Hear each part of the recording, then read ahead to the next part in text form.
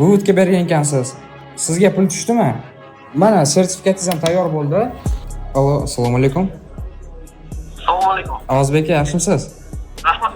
Profit Prop'dan qo'ng'iroq qildim. Buvitga bergan ekansiz. Sizga pul tushdimi? Aha, tushdi. Aha. Ha, tushdi. Endi siz o'tgan protsessingizni aytib bera olasizmi? Qanday o'tgansiz? Prop hisobni kim maslahat bergan? Qayerda ko'rgansiz? Shu Instagramdan ko'rganda, Aha. 5 minglik hisob bo'lganda. Aha.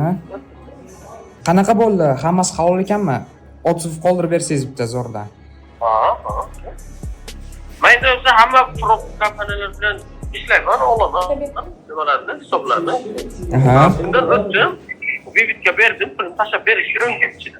Bo'ldi, Oz aka. Bo'lmasam, keyingi safar buvitlaringizni ham kutib qolamiz shunda. Savob bo'ling. Mana sertifikatingiz ham tayyor bo'ldi. Mana sertifikatingiz. O'zingiz hozir qayerdasiz, Oz aka? Samarqand.